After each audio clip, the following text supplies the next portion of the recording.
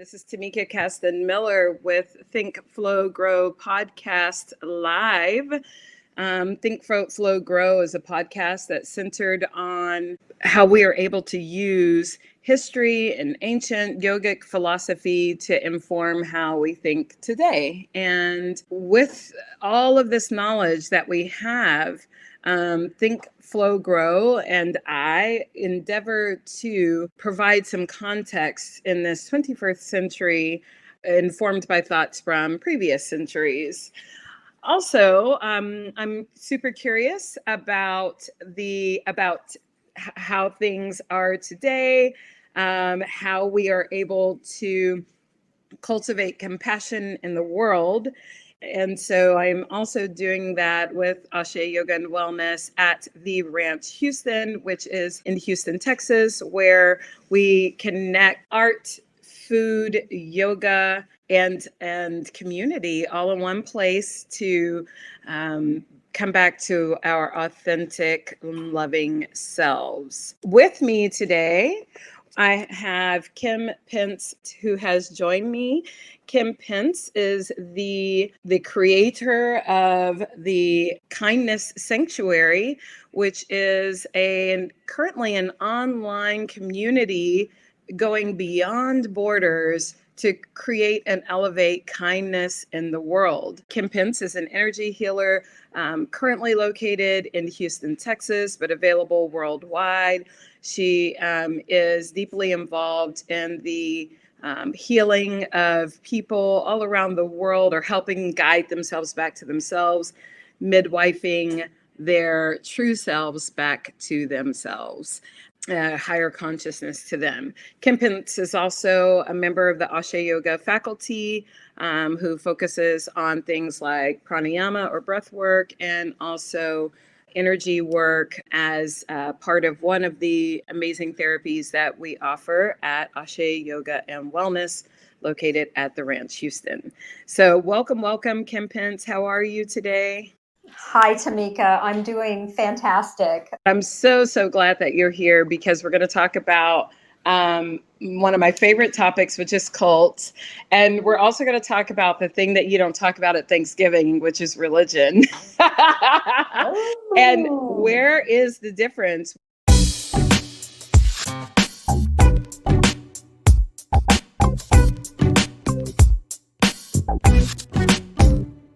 There are a few questions that we're going to talk about today, which are: when does a cult become a cult? What is the difference between a cult and a mainline religion? And how do conscious communities become insidious and parasitic? Trigger alert or trigger warning. This may not be your favorite conversation, because it might actually, we might step on your favorite group, and you might realize that there might be some cultish things about it. So let's just all take a deep breath, because we might have some things that are less than fun for some of us to talk about. All right. Did everyone take a deep breath with me? Take a deep breath. All right. Let's get into it. All right. So, and if at any time you guys cannot hear me, you guys just let me know, because it does do some kind of weird things every now and then. Okay. So we are talking about cults and cultish behavior as well. Kim, when you hear the word cult, what do you think? What I really think about a couple of things. It takes me back to Guyana and some very famous Waco, Texas, and Jim Jones, and some very famous cults that we know about in our history as a culture. But what I really think about is control over versus empowering inner authority. So Kim is very, very lovely, a very compassionate soul. And Kim is always going to be, not always maybe, but Kim is likely going to be the higher vibration person on this episode today.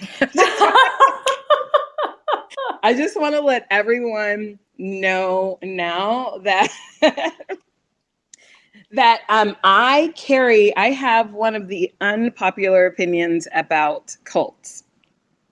So, my unpopular opinion about cults is that they are not necessarily bad, or they are not inherently bad.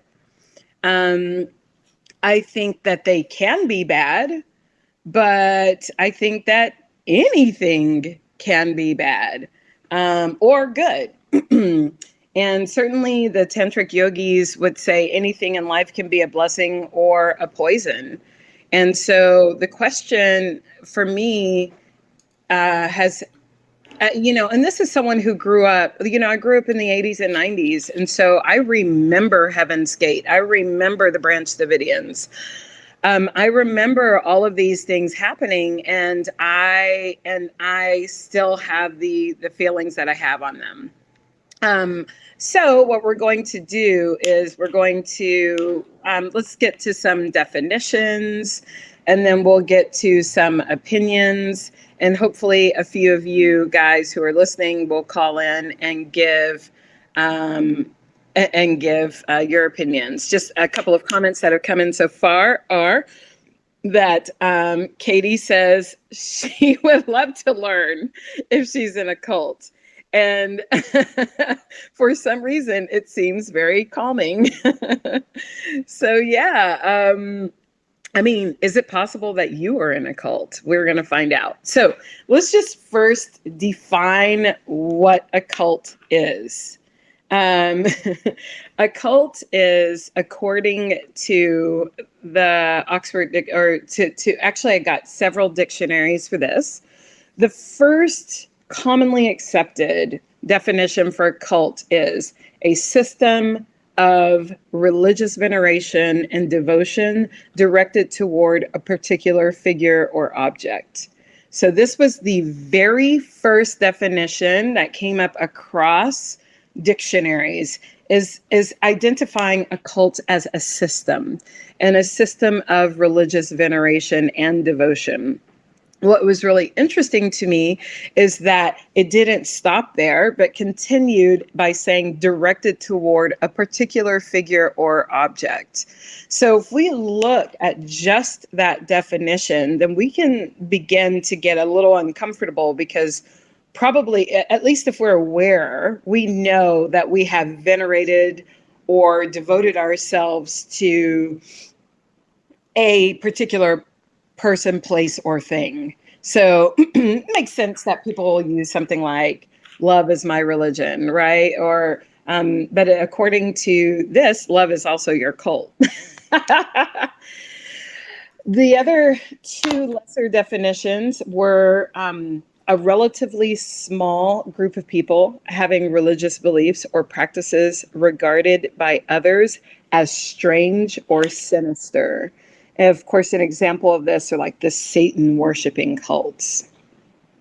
I think it's interesting that, well, I'll go to the other definition and then I'll pontificate. But the other definition is a misplaced or excessive admiration for a particular person or thing. So this is where we get that definition of a cult of personality, right? So when we are just looking at the definition of cults, for me, I immediately jump to religion, period. I immediately jump to religion, and I immediately see very few differences between religion and cults. Sober Mike is back with us this week, and he says cults sell freedom and enlightenment, but deliver control using a Ponzi scheme. Oh my gosh, I absolutely love your metaphor of the Ponzi scheme. Wow, those are really interesting words.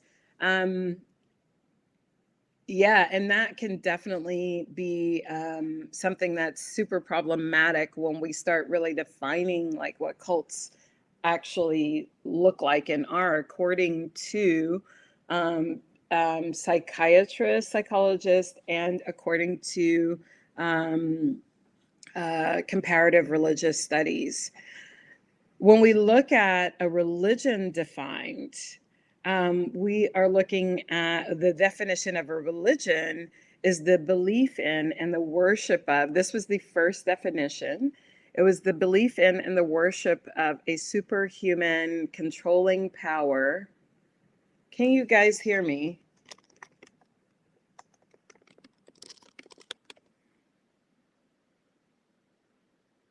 Okay. It is the belief in or the worship of a superhuman controlling power, especially a personal um, god or gods. So that was the very first definition of religion defined. And then after that, it is again we use this term system, a particular system of faith and worship. And then the next one was a pursuit or interest to which someone ascribes supreme importance. So we can tell right now there are some connections between cults and religion. And as a historian, I have very, very specific thoughts on this. I'm wondering if Kim is back with us, and if Kim can hear you. She got kicked off for a moment there. Yeah, I'm back. There we go. Cool. So before I go into an etymological or just like the history of the words and all those things and all of that, um, tell me how you see the difference between a cult and a religion. Oh gosh, that it's such a fine line. And, in a lot of the definitions that you have given, that are sort of the accepted um, definitions of these words, because, we're really talking about semantics. In Mm-hmm. my view, I believe that they're all the same thing. And occult devotion is what we're talking about. And Mm-hmm.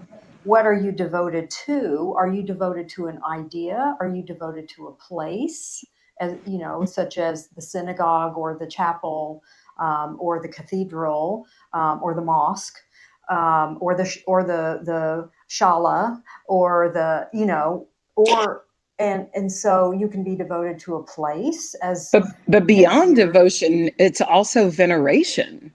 yes, Putting and something on that pedestal. yes, absolutely. And I think that there's really no difference between a cult and a religion from that point of view, Yeah. from those definitions. Then we have to go into the sort of slang of the etymology and Yeah. look at it from that perspective. Yeah, and I think that there's a point in which we have to realize that cult is really a term that is used in a pejorative sense to define something that the person who's doing the defining is otherizing. Really, I mean, Yep. ultimately so just to go back into the etymology of the term. When we look at the word religion, for example, we first start seeing definitions of the term or the use of that term, religio, in the Latin from Cicero, who defined religion as cultum deorum, which is derived from the word cult, or the word cult is derived from that. And this cultum deorum is essentially the veneration of the gods, or the proper performance of rites in veneration of the gods. So there's a performance of something, or there's an act of something, and then it is in veneration to the gods, and it is out of devotion. But what's interesting is in Cicero's definition or Cicero's initial use of this term, we're seeing we're seeing a very performance and veneration or an adoration and an adulation, if you will. So like essentially just putting something on a pedestal. We're seeing that as the performance of things that put something on a pedestal in layman's terms. And we're not seeing it initially defined as out of devotion. It's simply that. And he just kind of strips that devotion question out of the whole thing. Um, it is also interesting that both the words cult and culture come from the same Latin root. They both come from the root that means cultivate. Cultivate also comes from this root, obviously. And Katie is chiming in right now with cult is a collective culture, religion is a generational collective culture with spiritual and moral system. We're actually going to speak to that, Katie. And thank you for that, for sure. Like when we're looking at a cult, we're certainly oriented it to a culture. They're both derived from the same Latin root, colere, and which means to tend or to cultivate. And if we look at the culture if we look at the word culture, we're also looking at uh, the fostering of growth of something, right? Like we culture, um, we cultivate fruits, we harvest things. There's a harvest at the end of it. So it makes sense that in a cult there would be kind of an end game to it because it comes from the same mental structure as cultivate. So there's an end game where you don't just plant a seed and walk away from it. You plant the seed with the hope that there's going to be a harvest of something later. And the very word that is at the root word of culture and cult both have that same that same connection. So when we're looking now, that's the etymology of culture, or I'm sorry, of cult.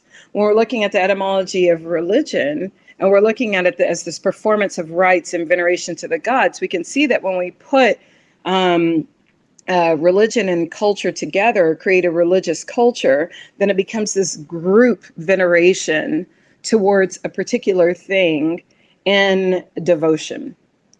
And it's really interesting to note that that cult that term cult that we use today was actually came out of the 17th century when people were really when the humanist movement was really taking off and people were looking at how religion had essentially dominated people's worlds. Like we have this emperor, we have this king because God has deemed it.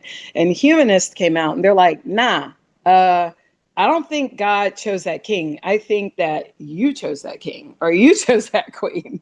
And so all of a sudden, this humanistic perspective came out, and out of this, which of course also turned into revolutions later, starting with the French Revolution. Then you actually have this same concept coming out. Like, no, that is this cult is just you guys following a certain thing, but it's not necessarily something that is truth or inherently true, because we do have humanism happening around the same time when this word is developed. So interesting too when we look at, and Kim, I'm just going off on my nerdiness, so feel free to interrupt at any time.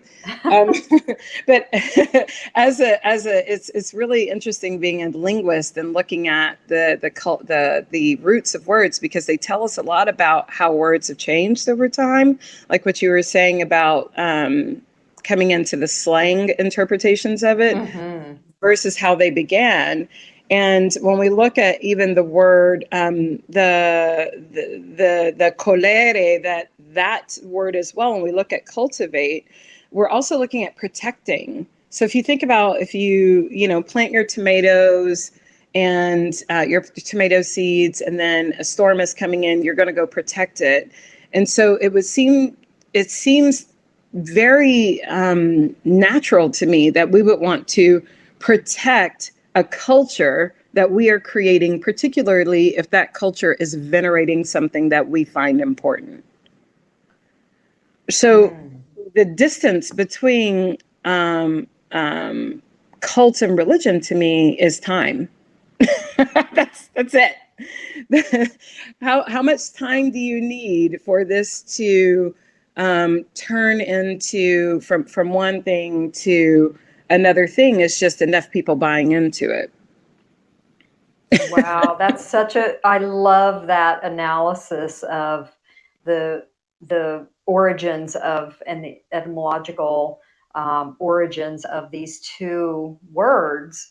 And you're watching that time pass between the origins of these two words, and seeing that intersection, that time is the only difference between these two terms that we use.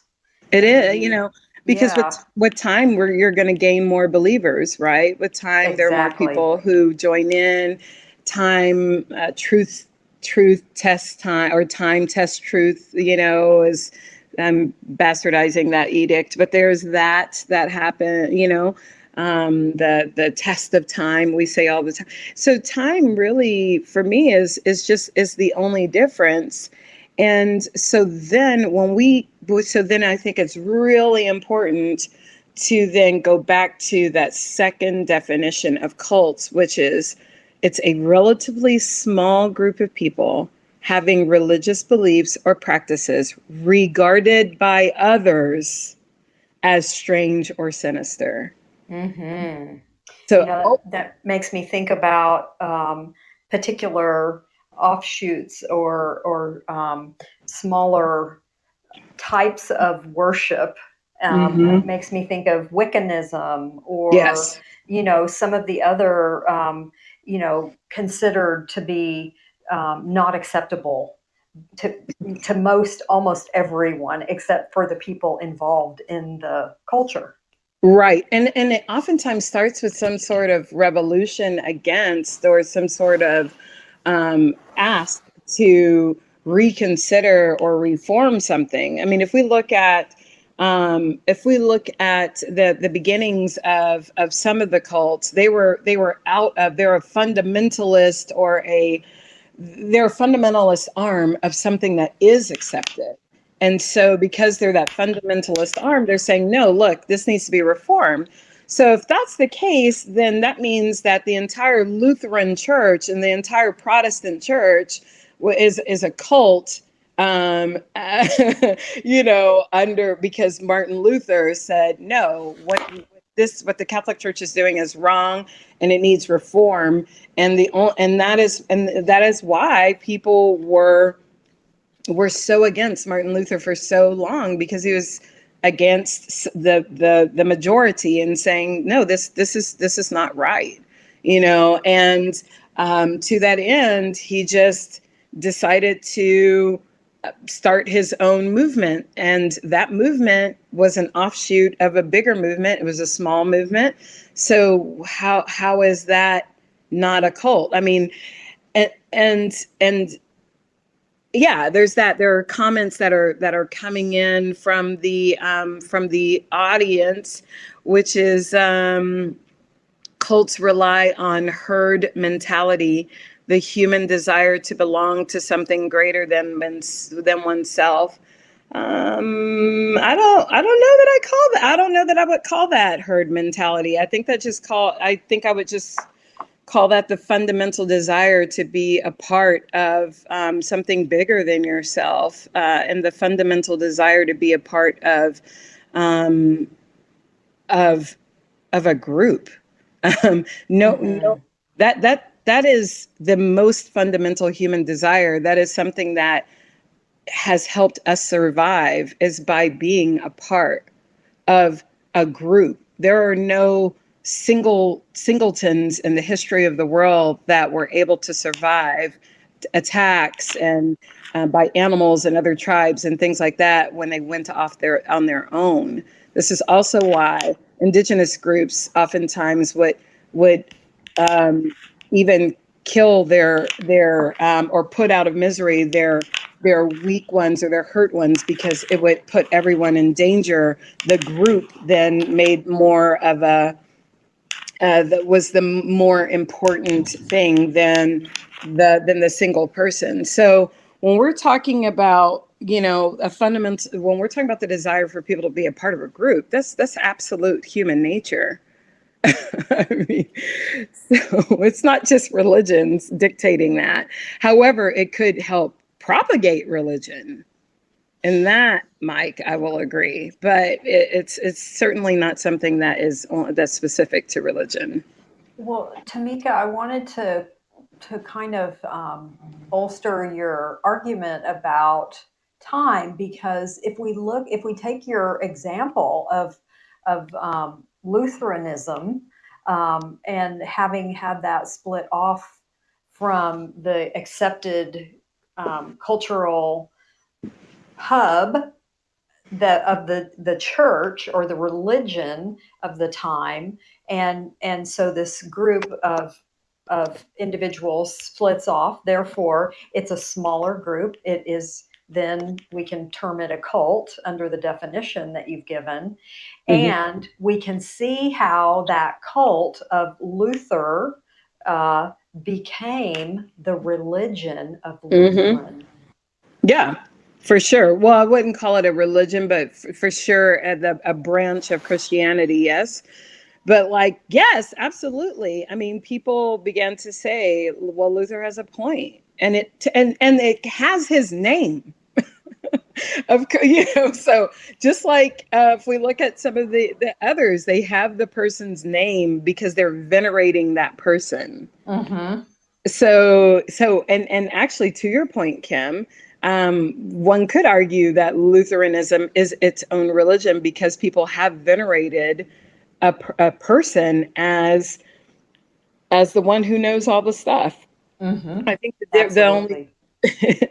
and just like Marianism in the Catholic Church and venerating Mary, and Dominicans, you know, not the country or the people, but but the religious groups that have utilized an actual quote saint, and I'll put saint in quotes for the benefit of of respect for all people. Um, but have used a saint's name in order to wrap a whole perspective around something.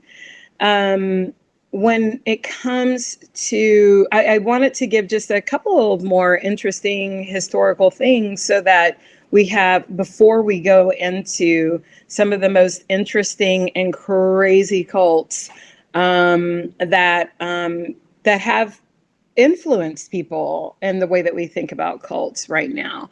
Before we do that, I wanted to also just mention a few more things that are also definitions, so that we can start to peel away our own preconceived beliefs around cults. And we can start to actually address cults from a non-pejorative perspective. So, the another definition that was found through Oxford is from the term religionem, which is the plural, which just simply means respect for what is sacred, reverence for the gods, sense of right, moral obligation, sanctity. Notice how when we're talking about religion, there's sacred, respect, reverence, morality, all these things.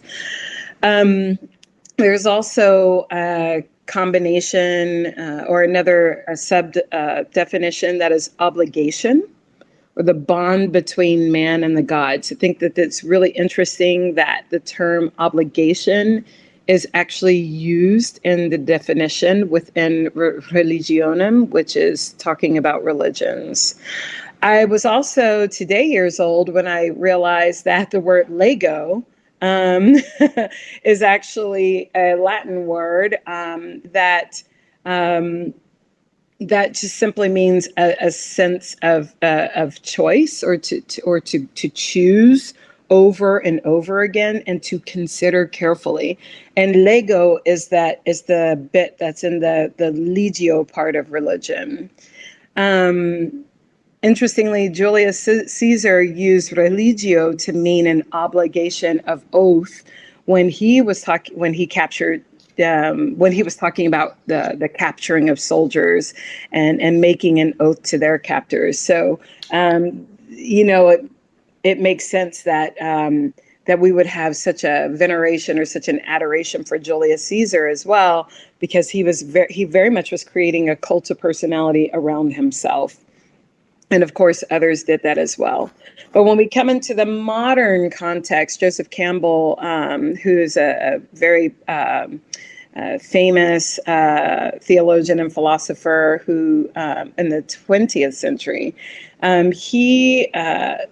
he liked to think about religion as a binding or a connection. So he chose to go more with that, with the ligare, which is also inside of that word. So ligare and ligar in Spanish is also to connect or to bind. So he was using this connection as well. So these are just these interesting ways of looking at both the words religion and cult from just a basic point of view, instead of like putting all of our framework on top of that word. Like what did they, or those words, what did they originally mean? And to that end, if we look at Christianity, we know that Christianity was considered a cult by both Jews and Romans. Islam was considered a cult by medieval Christians. And the Baptists the Quakers were considered a cult from the Baptists. And the Baptists were considered a cult for a while. And oh my goodness, I mean, it just goes all over the place. So like all of these people were like, oh, well, you're weird and you're on the margins and we don't think like you, so you're a cult. So, but the truth is that all Christianity, Islam, Buddhism, and Judaism, if we look at the definition, were all cults when they began. And you're welcome to call in and argue that point if you or comment and argue that point. But if you're looking at what the definition is, they were all cults when they began.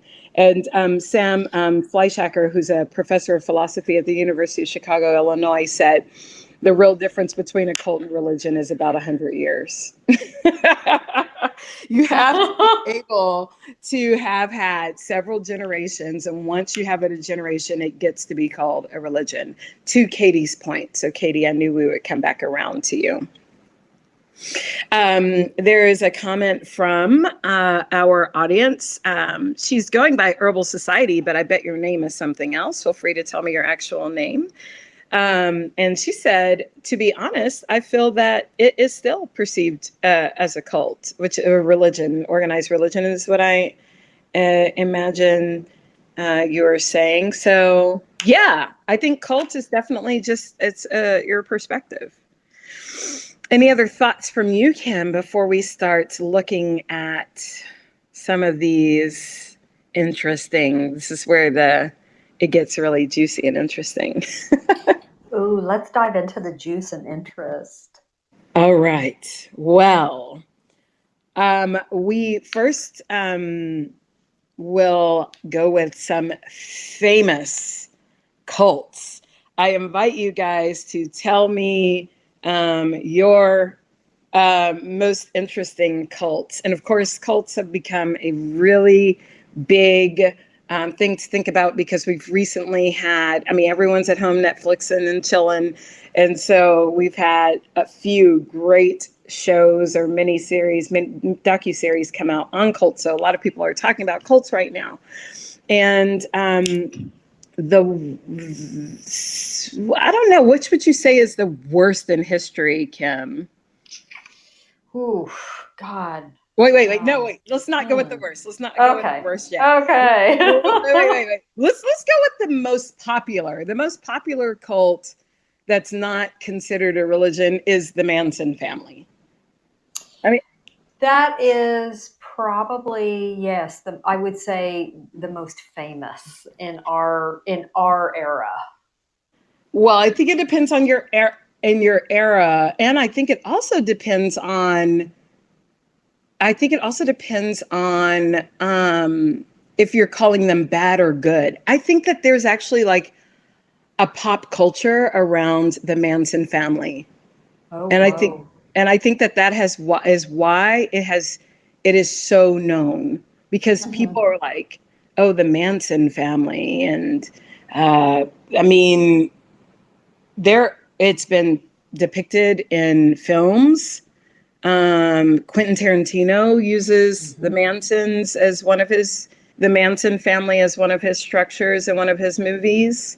So, in case you are 7, I will just a little bit of knowledge on the Manson family. In the late 60s, I want to say it was 68, Charles Manson brought together a group of displaced young people and called them his family. They settled in Spahn Ranch, a sprawling former movie studio near LA, where drugs were free flowing and mandatory orgies were enforced. And Manson pushed his ideas about an imminent race war.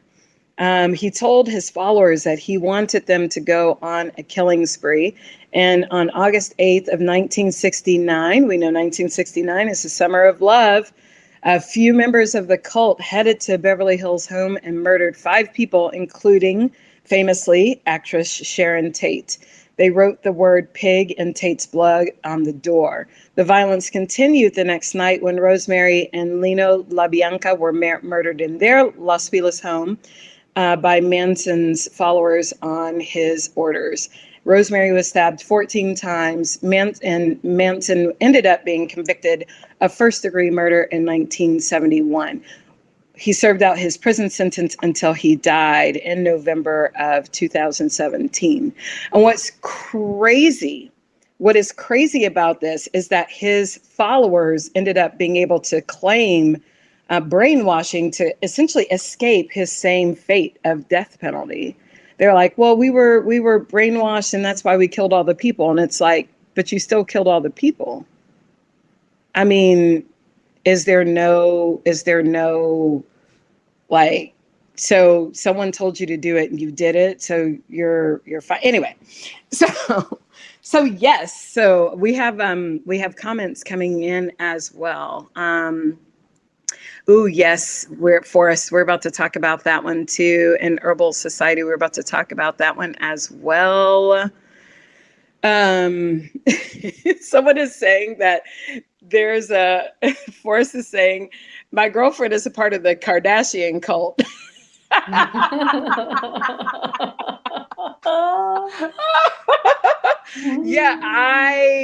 yeah, well, if you guys have listened to my the No Country for Old Mark and Juan podcast that I was on, you guys will know my loathe for the Kardashians. But anyway, find that episode, it's great. um all right, Heaven's Gate. So, Kim, do you remember Heaven's Gate when it happened? I do. The one in California where they all like swallowed barbiturates and killed themselves? Yeah, and it was really centered around ETs, right? Mm-hmm. Extraterrestrials and the ascension, right? Mm-hmm. This was sort of the language back then around this cult. And so here we are today in 2000.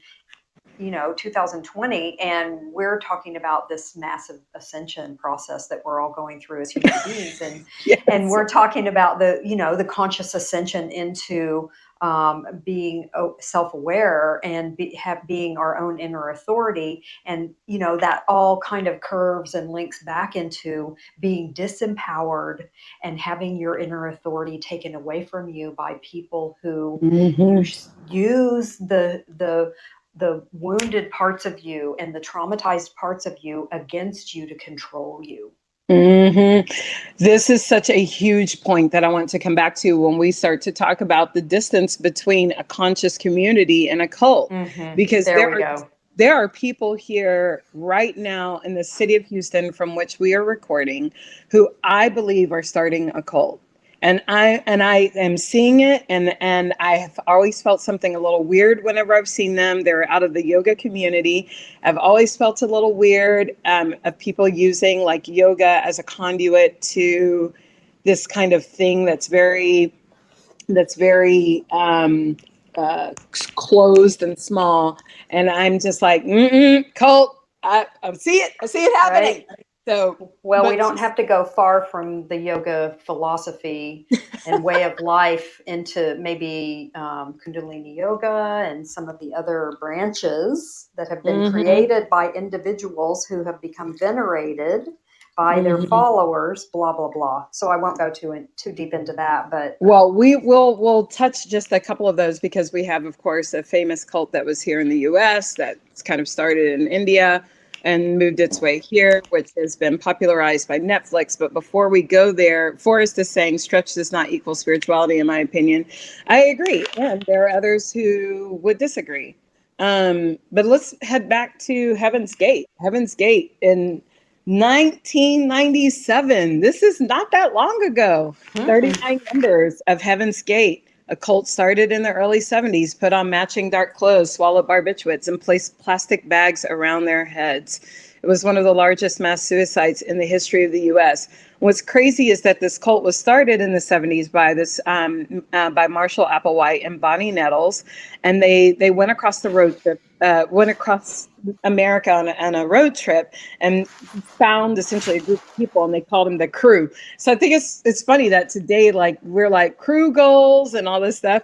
And the Crew was also dubbed, is something that was dubbed from that Heaven's Gate used.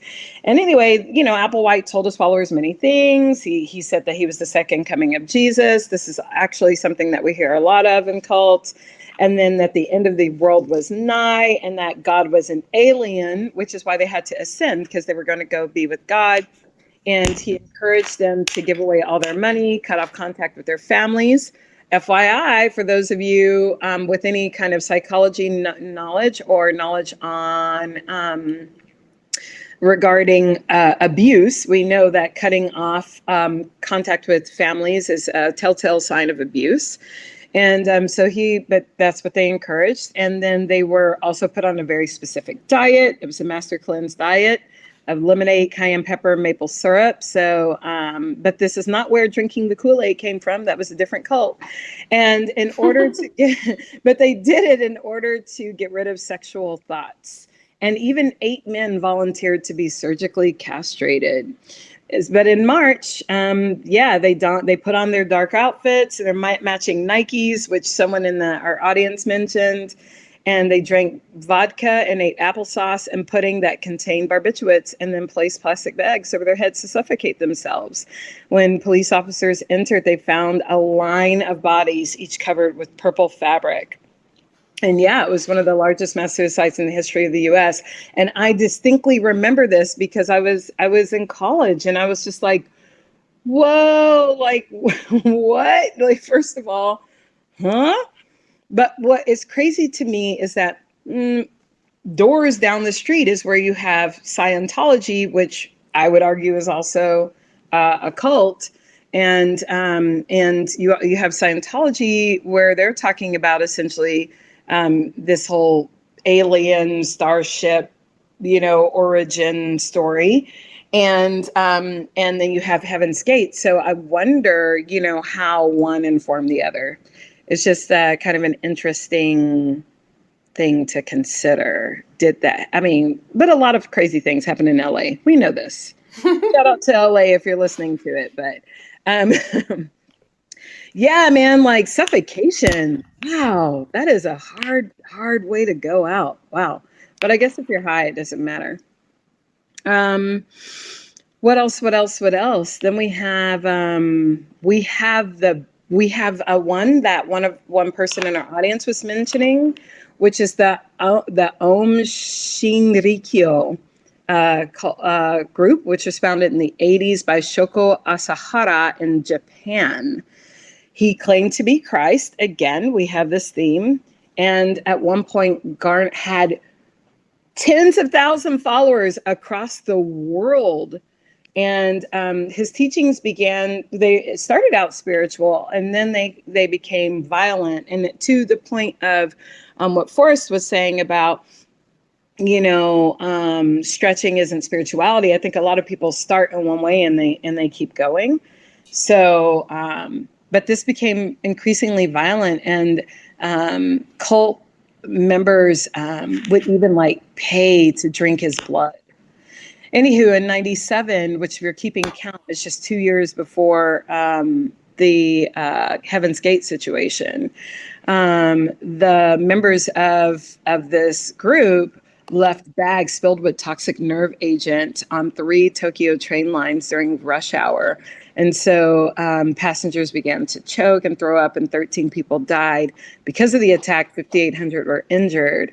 And as months went by, they tried and failed to attack other subway stations with cyanide. Asahara was sentenced to death along with 12 other of his members, and 7 were executed in July of 2018, including Asahara. And the other 6 members are still on death row in Japan. Dude. Wow. I'm like, whoa. Like, my thing is this. How do you go from being this spiritual character to let's kill random people on trains? Delusion. Okay, but imagine you're like one of the tens of thousands of followers, and then you see this happen and you're like, I'm not going to let anybody know that I was in this cult. I don't know. Katie is commenting in our live stream. She said maybe she can sell some blood on Etsy for some extra cash.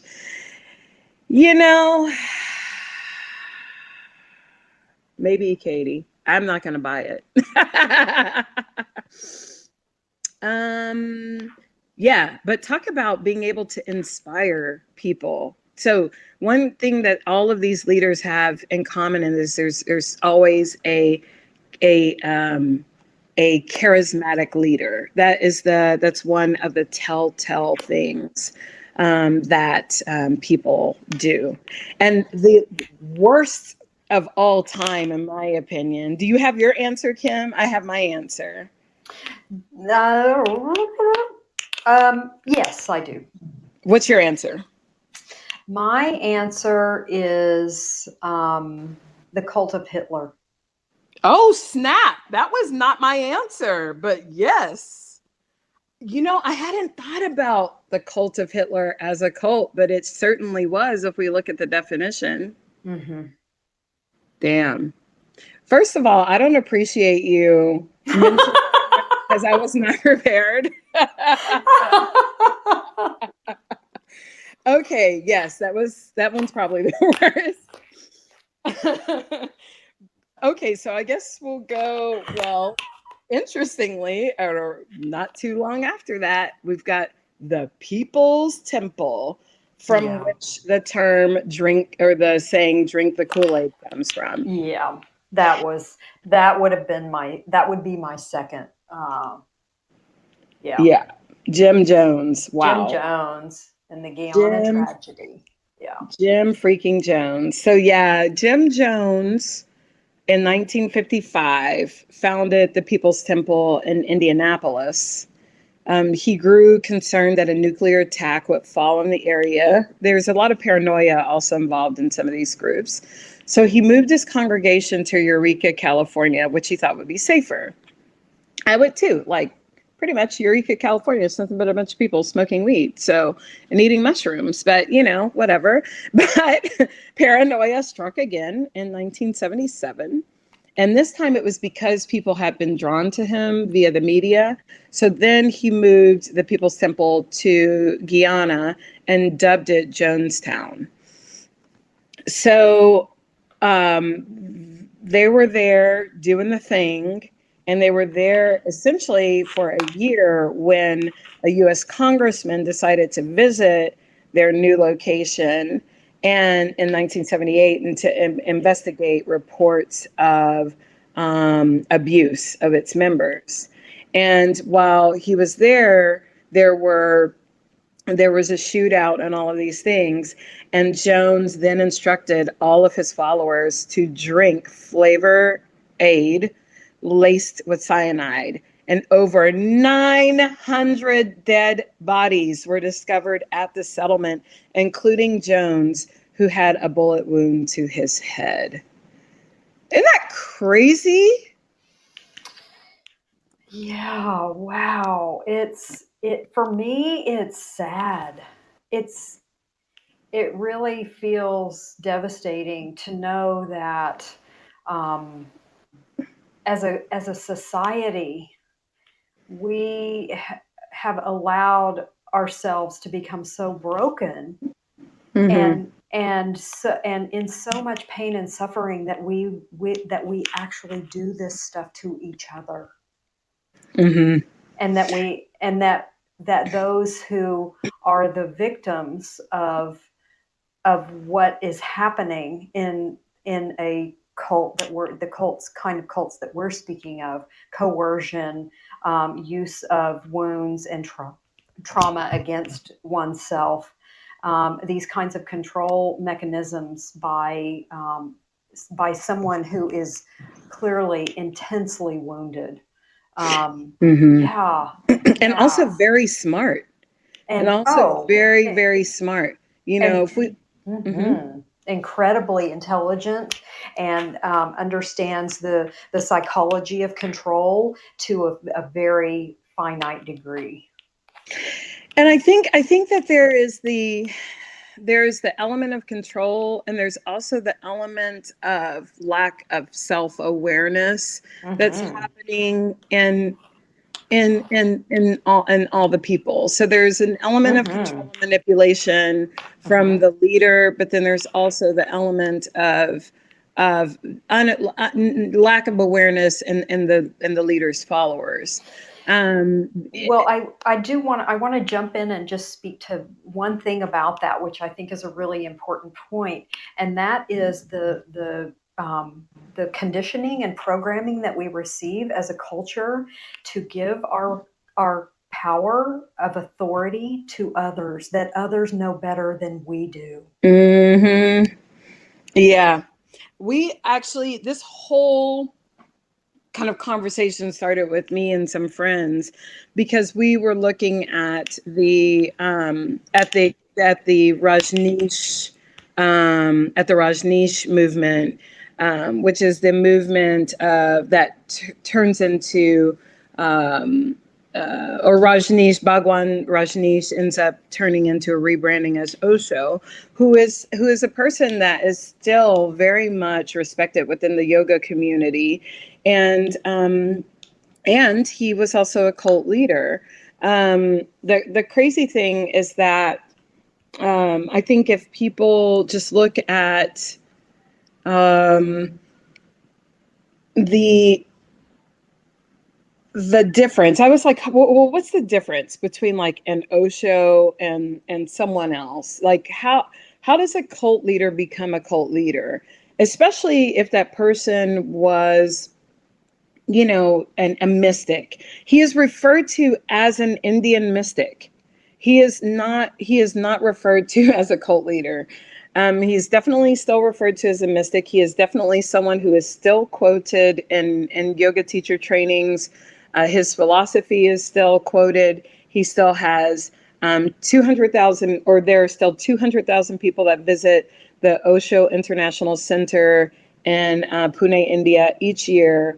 And he was rebranded as Osho after his stint in the U.S., where there was a legitimate community and commune built of the sannyasins, or orange people, that practiced free love and took part in his meditation and all of that, and they became his followers. And the crazy thing is that if we look at what Osho, what the Rajneesh movement looked like, which was a spiritual community. It was a community of people that were practicing essentially Kundalini yoga. And because people were like, oh, but he did these crazy things. We saw Wild Wild Country. And when we're in Wild Wild Country, which is on Netflix, we saw the things, and like the people would scream and they do the things and then they dance. I'm like, that's Kundalini yoga. Like essentially like where you're doing chants and you're getting things out and you're like using movement as cleanse and you're doing the things. But somehow it went from him kind of being this, I know all of the things and you know none of the things, and so you need to continue learning from me. And I think that that's where the problem begins, is where you have someone who is going to say, I have all of the knowledge and you need to follow all of my knowledge, you have none. I think that's the beginning of the cultish mentality. Yeah, his just to go on to, because we're going to come back to that very topic, Kim, when we talk about how one becomes the other. Just to speak more to the Rajneeshi movement, he started pretty early in India. He was well known, but he began to be at odds with the government there. So he bought a ranch in Oregon. There was nothing on this ranch. Some people who are listening, I know they watched this docu-series with me, Wild Wild Country, because we were talking about it outside of it. And he essentially built this compound, or the followers did. They moved with him. It was this uninhabitable plot of land, and they wanted to create a utopia. So they built a dam, an airport, electricity, the meditation center, Shala, of course. They ended up calling it a name, Rajneeshpuram.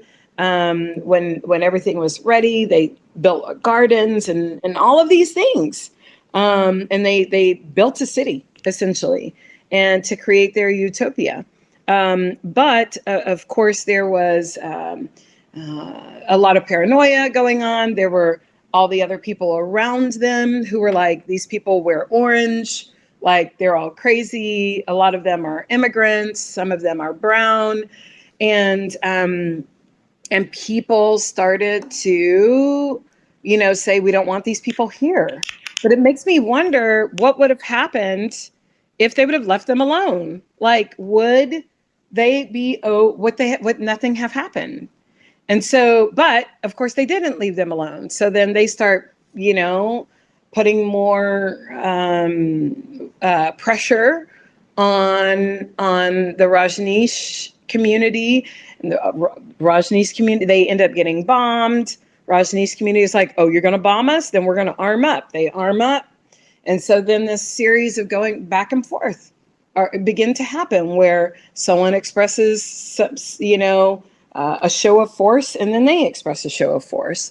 And it just keeps going back and forth and back and forth and back and forth, when it started as a community that was trying to create this free love and yoga and spirituality community in the middle of nowhere. That's how it began, and how it ends is with like attempted murders and people going to prison and all of these things. Mm-hmm. It's just, to me, I don't see the difference between the Rajneesh movement and the Church of Latter-day Saints, except for time. Mm-hmm. Just mm-hmm. if people would have, if they would have been left alone, I think it would have been like a second Salt Lake City. Mm-hmm. So, yeah, I completely agree with you, and think of these instances where what we're talking about is the other. Yeah. We're really talking about the culture of the other. And if the other is deemed um, too different, then we're going to kill it. And that's where we go into polarity and Mm-hmm. duality sets Mm-hmm. in. And we have war, internal war. Mm-hmm. That's what creates this event of cult Mm-hmm. mentality of the Hitlerism Mm-hmm. is there's an internal war in the leader, in the Yes. leadership. Yeah, and there's also in this marginalization, which we just do. I mean, as humans, the marginalization, the otherizing is so prominent. It's such a prominent feature of how we do humanity. And I understand where it comes from. Like as a historian, I can see, people had to kind of establish themselves as a community, and this is my land and I need to till this land and this is our water and things like that. And so these borders end up being built to say this is ours and that is yours, so that there's a there's a divvying up of resources that works for everyone, I guess. Um, and I think that mentality of survival, and added to a culture of continual colonizing of other people's lands, is what kind of fuels that desire to control and marginalize. If we look at how Rome wrote the playbook on this, on how to otherize people by saying, well, if you're Roman, if you're Catholic, you can be Roman. If you're Roman, you get all of these things. You get access to water. You get access to all of the Roman citizenship, all of the Roman essentials. You get all of these things. If you're not Roman, you can live amongst us, but you have to pay these taxes. And so Rome really wrote the playbook on otherizing. And if we go before Rome, we can point to Egypt in that as well, for sure. If we're looking at that too, I would suggest that our Jewish community would say, "Hey, before Rome, there was Egypt." So let Egypt off with so easily. But for sure, this way of like promoting, you get to get this if you become one of us. That's the main difference between Egypt and Rome. Is Egypt was like, you ain't one of us, period. But with Rome, they're like, you get to be a citizen if you do this. And part of doing this was becoming Catholic.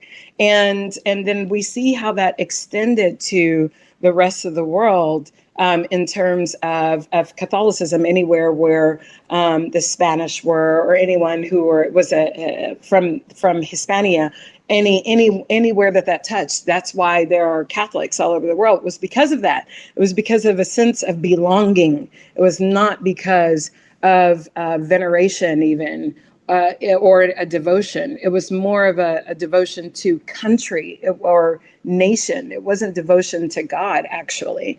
And this ends up turning into its own thing. Because remember, if we look at the people who were considered a cult, actually, which were the early Christians, they were not accepted by Rome. So the early Christians and those early ideas of God is love, and love everybody and everyone's equal, that was the cult. That was the cult. So, but if we, but so, but the bigger community actually becomes the dogmatic and the problematic one. Um, and before we forget this, we must mention the Branch Davidians, because I saw Waco Mm-hmm. just a couple of or a week or so ago, and I'm still shook over this, because I remember very much. I remember it like it was yesterday, the Waco tragedy, when Mm-hmm. the Branch Davidians died in that fire. And I remember the story that was spun from media about it. And I remember it not sounding right, but I didn't know why.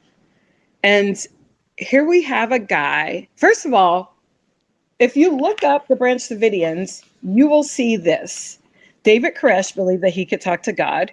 He also thought that the world was ending. The cult leader managed to convince more than 100 people to move to a compound outside of Waco and follow his teachings, which included his belief that men could have multiple wives, including girls as young as 10.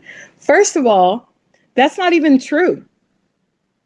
That's not even true. The Branch Davidians didn't even start with David Koresh. The Branch Davidians are a sect of the Seventh-day Adventists, which were founded in the 30s by a man named Victor Houteff, and this is an arm of Christianity, and then continued by Ben Roden in 1959. And the whole reason why the Branch Davidians began was because he called for reform of the Seventh-day Adventist Church. His ideas were rejected by their leaders, and in 35, he and his followers settled near Waco and began preparing for the second coming.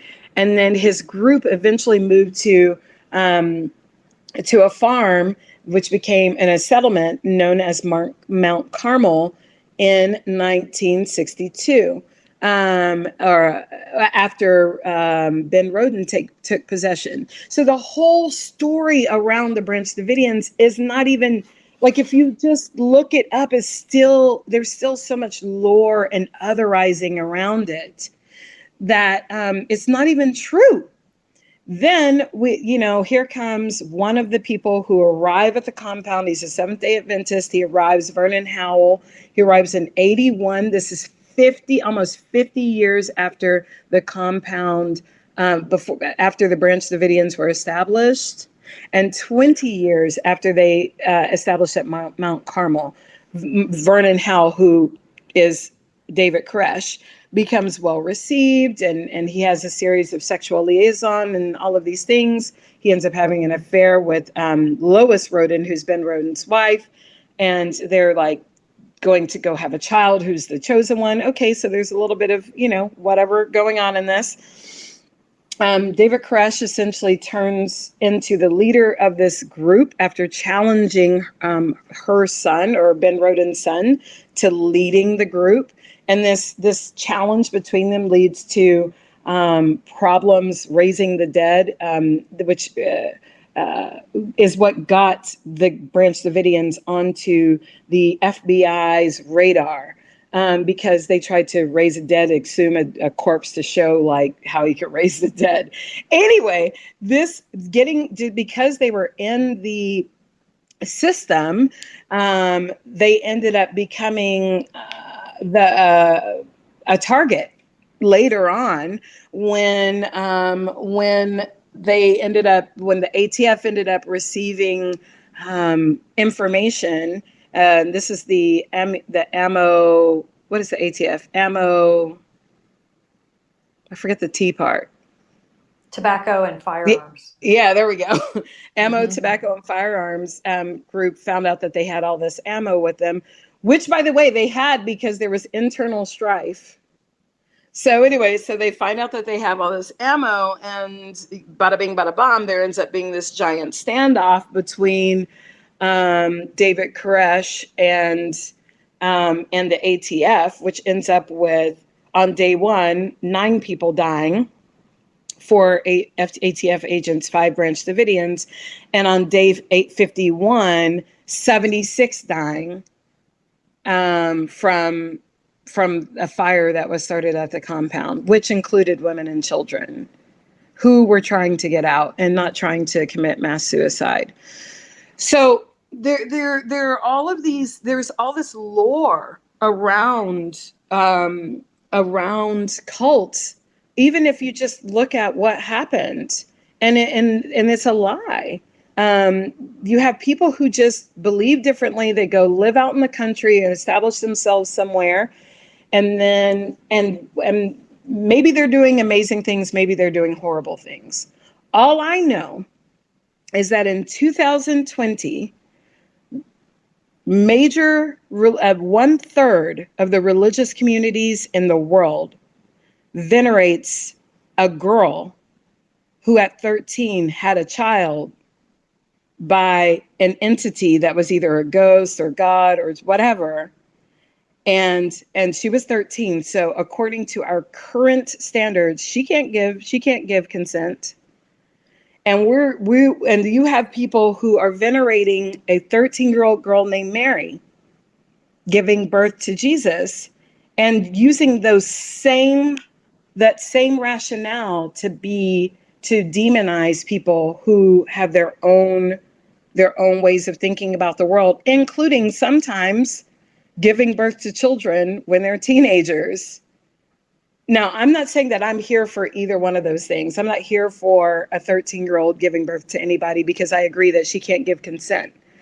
But what I am saying is that if we're going to sit here and venerate and give devotion to Mary by 1/3 of the world's religious people, then how are we also going to sit here and say, well, but David Koresh had a 13-year-old wife and therefore he was a child abuser? I can't get behind that. I just think it's otherizing, but that's me. That's me. And as I mentioned, Kim will be the higher vibration person on this podcast episode.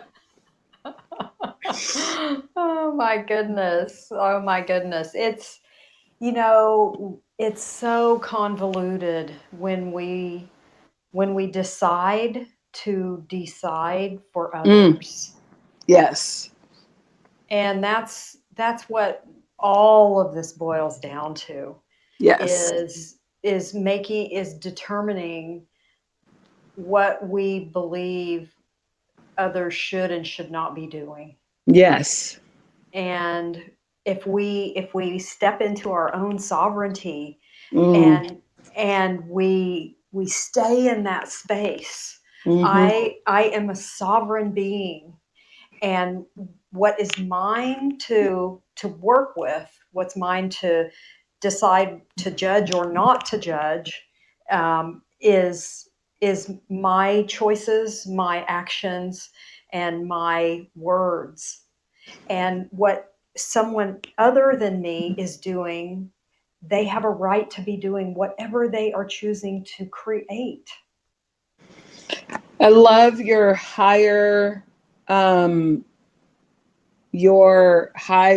vibration statement of authority and autonomy.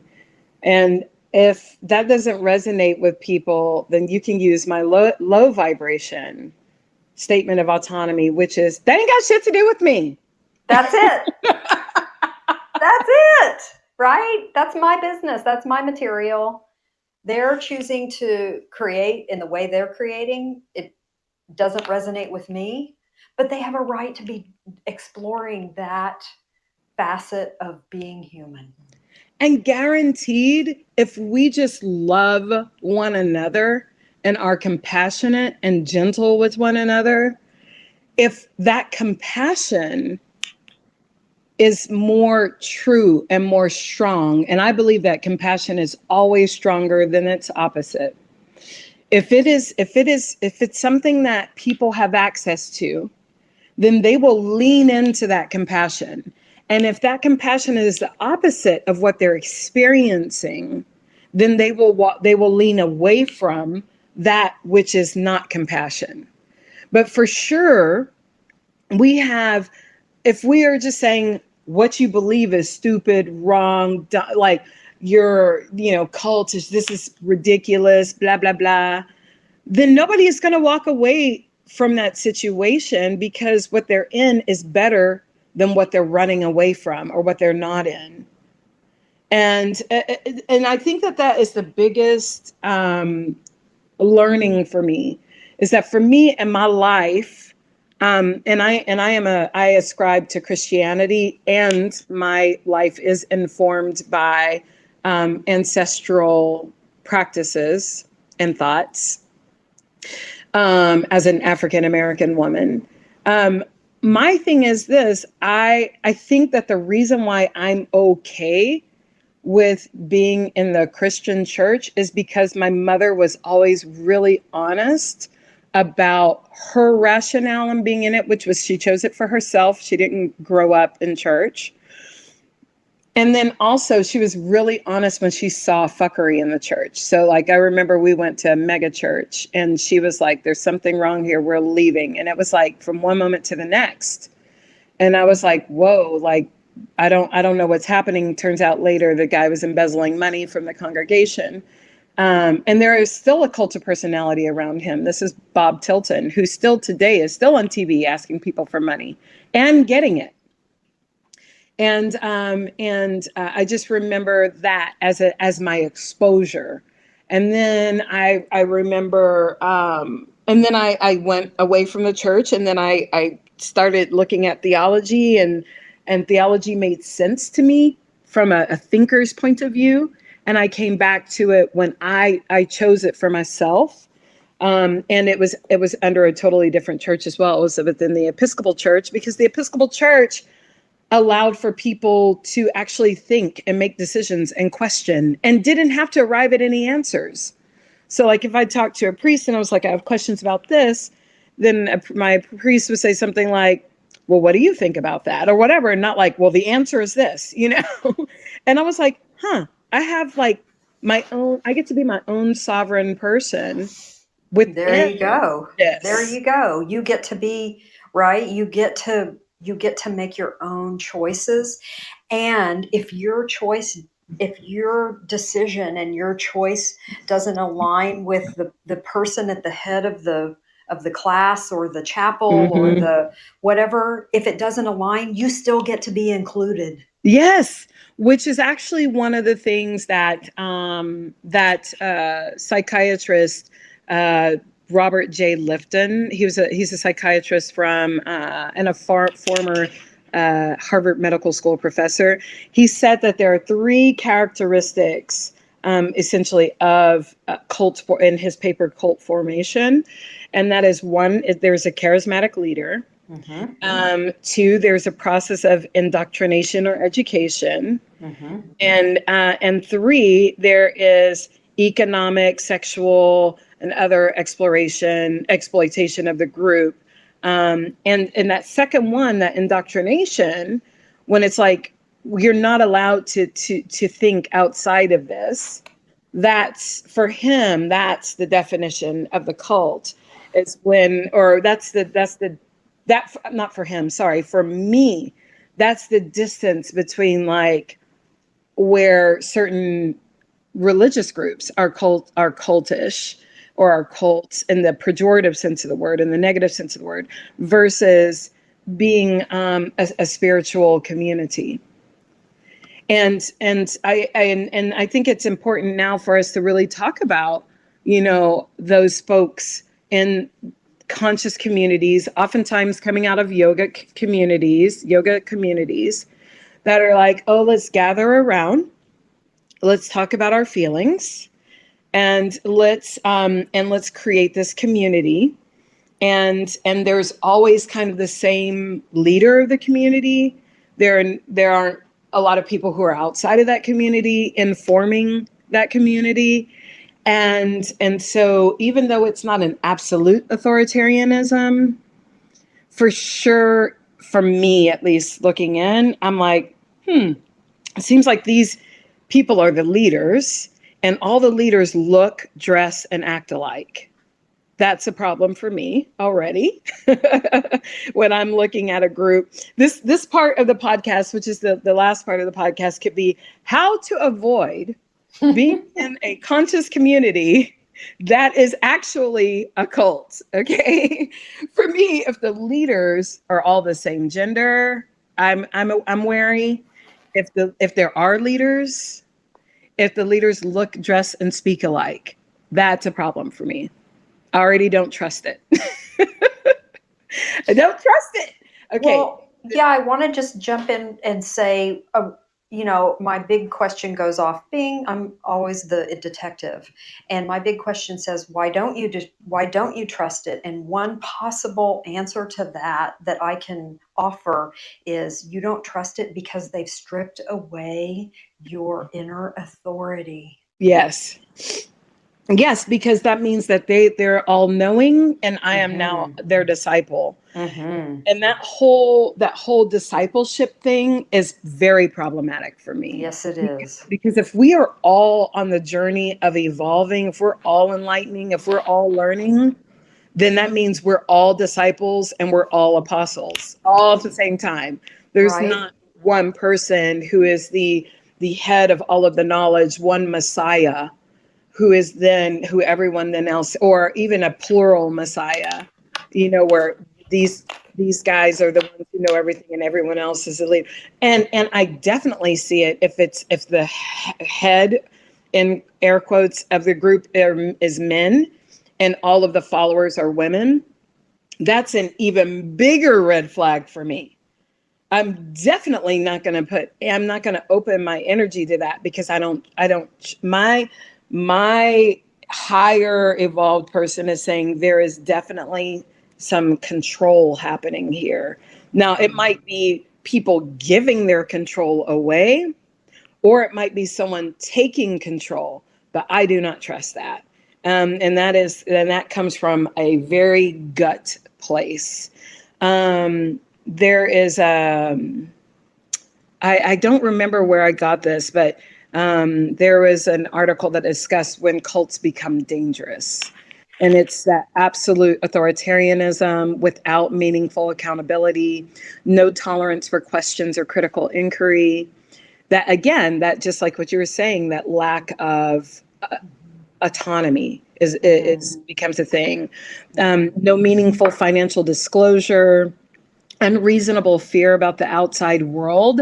Actually, I saw this in a conscious community recently where someone was saying there are all of these things that are happening and like this sense of impending catastrophe, impending doom, evil conspiracies, and all of this.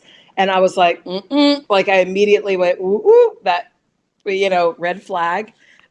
Corey is weighing in here and he said there are a lot of people that give their power away. I absolutely, absolutely just giving their power away. Like if Yeah. power were stock, like stock would be down. Right. And I want to just say one thing about that. Mhm. And the reason that I see for that is because we've been trained to. Yes. This is conditioning and programming that we are evolving out of.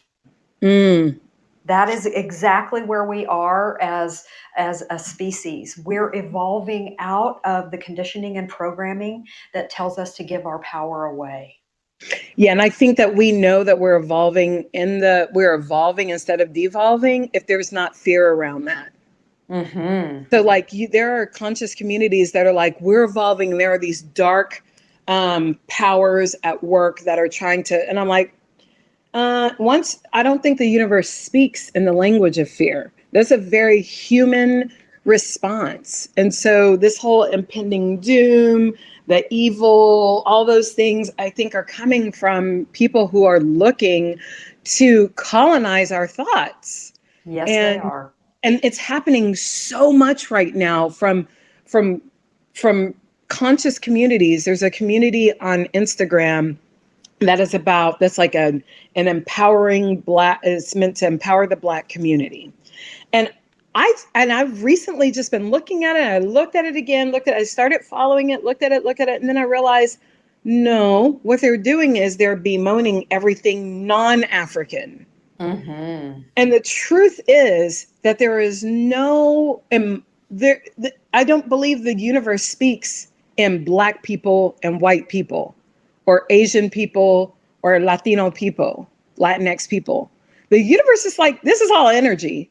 Like this is all energy. We're all one family. We're all one, we're all one. Period. Mm-hmm. So Mm-hmm. when you start saying everything black is good and everything white or European is bad, you've already lost me because I already know that you're coming from a place of fear, a place of scarcity, And it is just in a place of untruth. Yes, we're all tied together as a collective. Corey chimed in with these beautiful words. Corey, why haven't you called in? Because you're spitting some knowledge right now. We're all in this as one collective. And when there is fear and catastrophe and all that, to me, that is cultish. And that is trying to create this otherizing of perhaps the majority, right? It doesn't legitimize the minority community to otherize the majority community. I mean, ultimately, Tamika, we could say that we have all been, or most of us, I won't say all, that most of humanity has been a member of the cult of fear. Yes. And we are waking up out of that. That's what we're Yes. doing. Yes, and we've also, as humanity, we or in our lineage has been a part of um, either the community that was oppressing or being oppressed and using Mm-hmm. fear to create more Mm-hmm. cults. And both of those sides have their role to play in duality. Right. And Because I think we're moving into unification out of duality. yes, because I think for me, even though like I speak about colonial hangover and Mm-hmm. ancestral trauma, and that's something that's really Mm-hmm. important to me. Mm-hmm. And I don't see it as a reason to demonize one community over and adore or laud another community. I think what it is about being a seeker of truth and being able to identify those dualities, identify the binaries, and identify, okay, this was the past, this is the present, and this is how the present has been informed by the past, and this is what I choose for myself Mm-hmm. instead of choosing things that were forced upon my particular community. Mm-hmm. It's not about saying this community is bad, therefore I have to get into and lock myself into this other community that has nothing to do with this previously oppressive community. It's about saying this community has used oppressive tactics to try to impose itself, its beliefs, its thoughts, its patterning on me. And what I choose is to create my own definitions, to individuate, to step into my own power, to know that I have choice. Because some of those communities will say, well, if you're a Christian, and then you're not acknowledging any of African ancestral lineage, and I'm like, that's bullshit. I mean, the reality is that African Americans would not exist without colonialism. I mean, I Yeah, mean, there it it, is. like we wouldn't Mm-hmm. exist. So, I mean, it's not about what was good or what is bad. It's not about otherizing. It's not about when we try to tie identity or a cult of personality to a religion or religious practice, or that's when we're creating another cult, and that Yeah. is then pushing out everyone else. The authority becomes blackness, or the authority becomes David Koresh, or the Mm-hmm. authority becomes whatever is the messiah of that Mm-hmm. group. And what you're, I love what you're talking about, and so I'll just kind of explain it from an energetic perspective. What you're talking about, and so the whole, like in a nutshell, what we're talking about is individuation. Mm-hmm. Right. And so you're talking about the duality, staying in the duality. And so if we come from the 0 point field, from the point of creation, from consciousness, and we emerge from that, we emerge into the second dimension. That's this 0 point field of the first dimension. There's 1 point. We emerge out of that into duality. And what that is a field of experimentation. It's the second dimension of energetic exchange. And then what happens is we emerge into this field of experimentation of exactly what you're talking about, which is experimenting in giving up your power, taking your power back, being at war, being at peace, right? All of these things have polar opposites. That's duality. And And then it's the we human experience. and it is part of the human experience, I think. And so where we are right as a culture is there, and we've moved from there into the third dimension of integration. We move Mm-hmm. out of duality, we move into integration, and we say, oh, look, I've created all of this. I'm going to take ownership of my creation. I'm not have nothing is happening to me. I am creating it. Mm-hmm. And then, so we're in the third dimension of the physical world that we all exist in. And then what we need, where we are now moving from, and where this pause that we're in is giving us the opportunity to do, is to move from the third dimension into the fourth dimension of transcendence. And when you transcend, you move into non-attachment. Mm-hmm. None of what I created is mine. It's all part of the singularity of consciousness. It's all part of the 0 point field, right? Mm-hmm. And then where we move from there, and this is a big leap energetically, and we're some of us are moving there, some of us are not. We're all in all of these dimensions at the same time, and not. But where we go from transcendence in the fourth dimension is we move above into the fifth dimension of unification, back into oneness, back into a perspective of all life, and Yes. an inclusion of all difference, because then you can see that I am part of that singularity. I'm just a piece of consciousness experimenting with life. Absolutely. And you can have that, and you can have religion, and you can have identity, and you can have a culture. I think that Mm-hmm. you don't have to give everything. I don't think you have to. I think it's almost a spiritual bypassing to try to say, I have to give up, or I don't have to identify.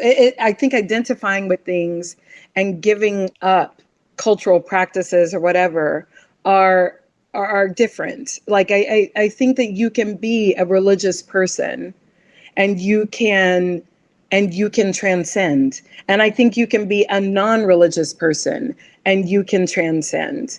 But I think that Yes. a lot of people would argue that, well, the problem is that every religion is a cult, and therefore if you're religious, you're already giving up your power, you're already giving up your opportunity to individuate.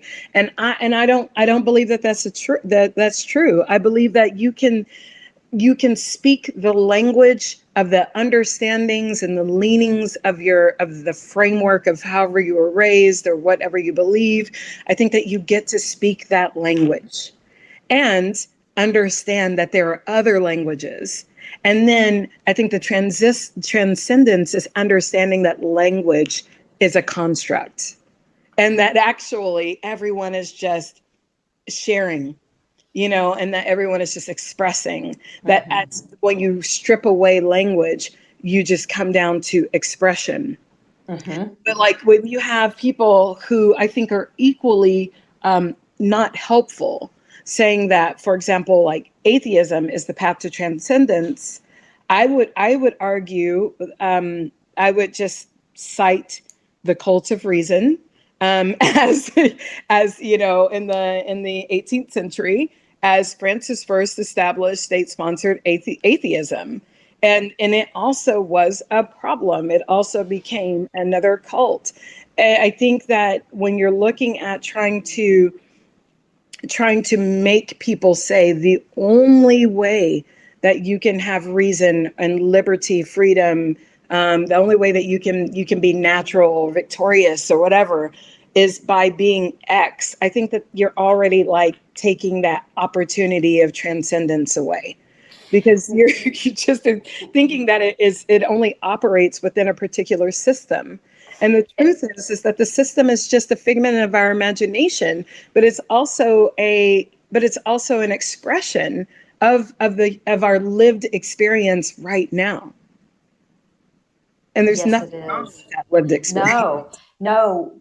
And so I would say to that person who says atheism is the path to transcendence, I would say yes, you're completely correct.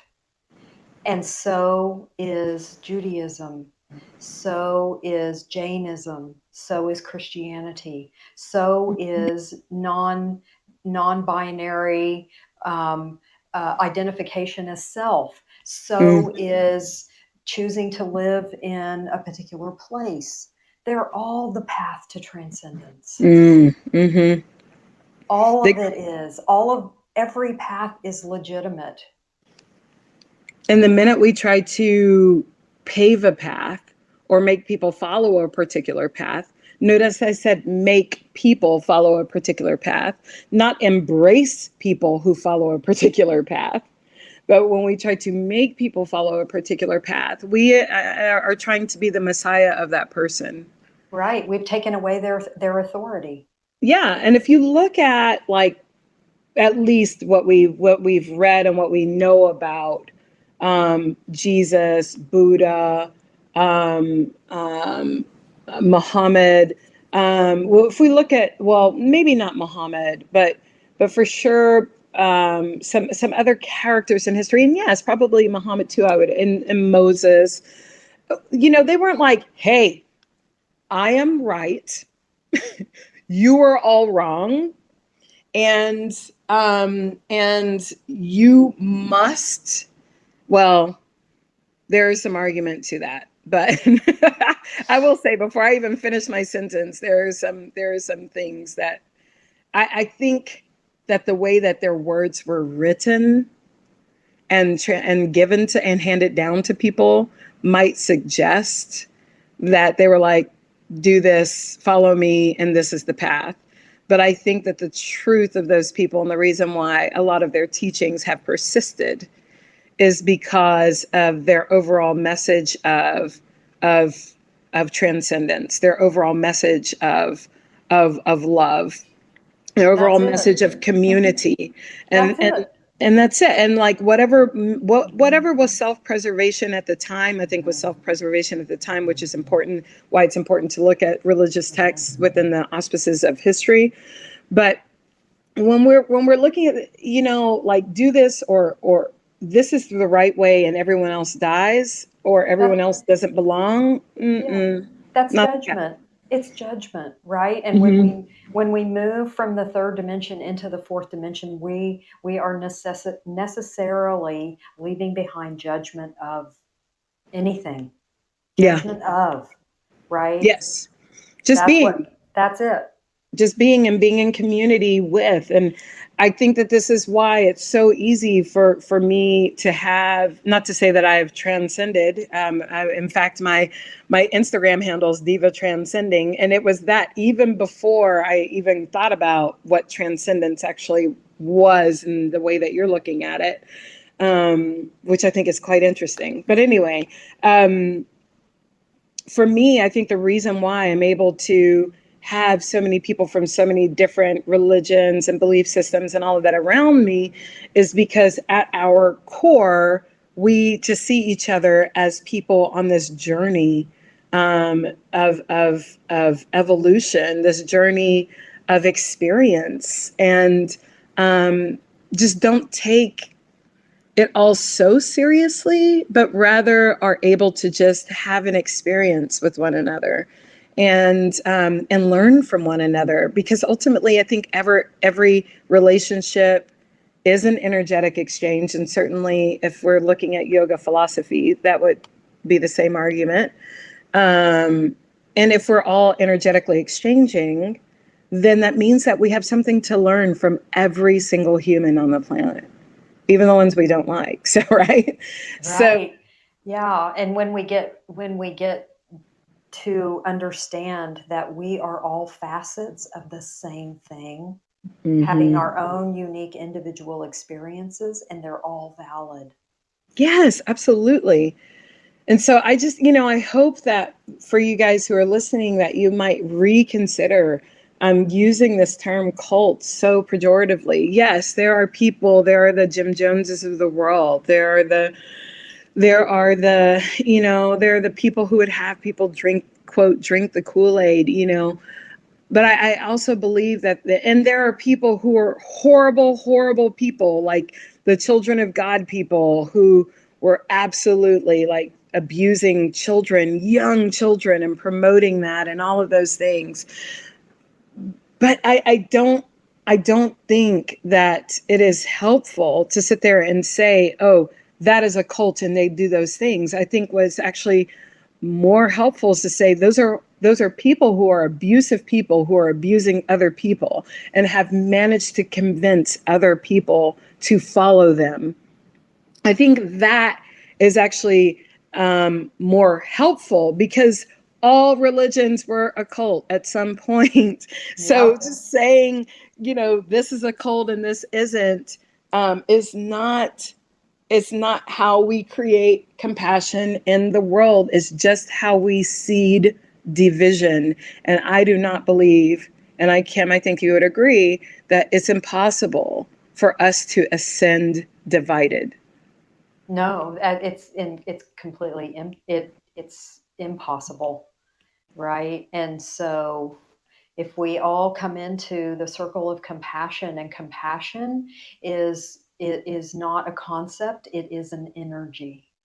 Mm, It's an energy, and the location of compassion in your energy field is 1 foot in front of your heart, mm, in the emotional layer of your energetic field. mm, That is the location of compassion. If you look at the Dalai Lama, he almost always has his hands in the space of compassion when he's speaking. Almost always. mm, Because that is the energy that he resonates with. That's why when you have an emotion and you have a feeling of oneness, you put your hands in. Right, in yoga, where do we put our hands? right in front of our hearts. We put our hands in front of our hearts, because we're putting our hands in the space of compassion. Hmm. And compassion is kindness in action. And I think that there are going to always be those people who use other people's lack of awareness and use other people's lack of autonomy and lack of self understanding and lack of self love, because they didn't learn love maybe from their parents, or they haven't had a good experience with love. They haven't had a good understanding of what compassion is, or what autonomy is. So they're still in the process of learning that. There will always be those people who take advantage of those people. And I think that there will always, as well, um, be the opportunity be the example of compassion to people, so that there's a less of a likelihood of people following someone who is going to be hurtful for them. Mm-hmm. And hope, and may the culture that we all create be a culture of compassion. Mm-hmm. If we have to create a cult, may it be the cult of compassion. Or, There we go. I'm in. I'm you know in. but ultimately, that's and so what we will venerate and what we will devote our lives to is compassion. I'm here for that. But I hope that for those of you listening, that you guys will reconsider, how we use those terms, how we are using our own internalized racism, internalized colonialized ways of colonial hangover, internalized ways of being and hatred, our own projections, to create this language that's really detrimental for people who Mm-hmm. are truly just seeking community. So Mm-hmm. how we use those words to reach out to people really matters.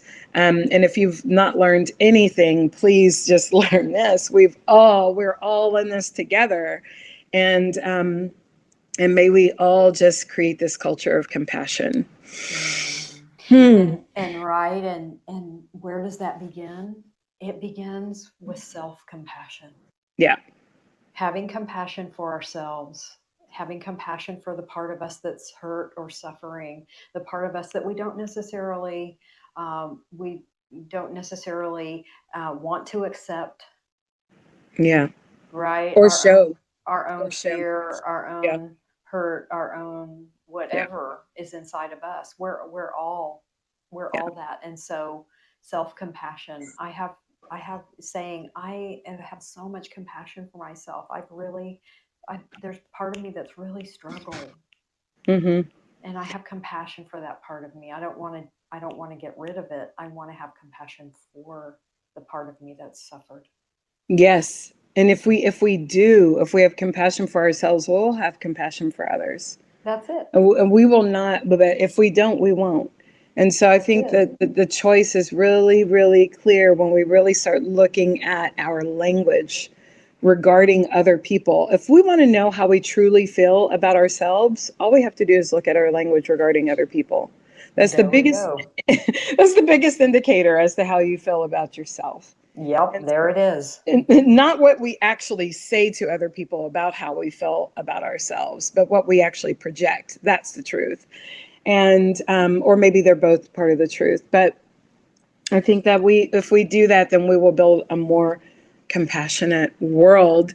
And perhaps there are things that we can still learn from these communities that have been demonized in the past. I know for me personally, there are still lessons that are teachings of Osho that I still am learning from. His exegesis of the Yoga Sutras is phenomenal, and for me, that's something that I can learn. Am I going to follow everything that he says? Absolutely not.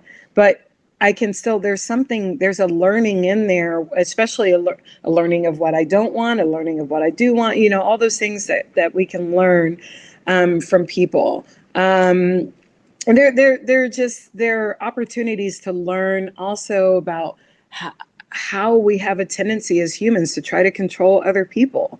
If we look at, the way that Jim Jones was, if we look at the way that David Berg from the Children of God was, how we use, sex to recruit people into our ways of thinking, or how we don't. That's something that the Children of God or the Family International still does to date.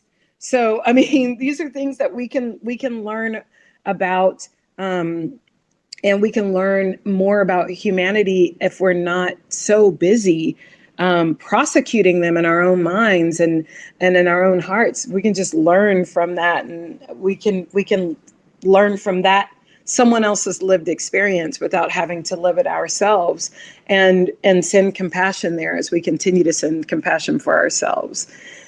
So yeah, those are my thoughts on all of it, from my unpopular opinion on cults, and and also just in general, just thoughts on transcendence and on community and compassion. I think have been really interesting from our audience that was our live stream audience, or our audience that was typing in questions and comments. And then, of course, also from you, Kim, you always bring this element of compassion to this show, and then you also always the bring it back to the concepts of energy, because that's what we are. And so it's so wonderful having you on whenever you're here. So thank you again for your contribution to the show. Thank you for co-hosting with me. If you guys missed any part of the show, I will be reposting it on the Podbean forum, and it will show up on Podbean, and it'll also show up on Spotify and anywhere else that you listen to podcasts. This is again Think Flow Grow. I am Tamika Caston-Miller. I was joined today by Kim Pence, the creatrix of the Kindness Sanctuary, an online community that will be turning into a brick and mortar soon, that is all about elevating kindness in oneself, which will then elevate kindness in the world. And Ashe Yoga is dedicated to the return of ourselves to ourselves through creativity and self-empowerment. And we use yoga, art, meditation, and connection to nature to do all of those things. If you'd like to know more about myself or Kim Pence, I'll put more of that information inside of the information regarding the show, so that you can follow and we can follow you back, and we can just get to know one another to help create a conscious community that is loving and and helps the world. So thank you again so much. Thank you, Kim. You have many thank yous also coming in from our little live feed. So thank you, Kim, so much. Thank you. Thank you so much, Tamika. It's always such a joy to create with you. I'm so grateful. The gratitude is definitely shared and quantified. And thank you guys who participated in the live thread. Thank you again so much. If peace, love, and light to you all. It's my goal to leave you better than I found you. I hope that happened for you today, guys. Namaste.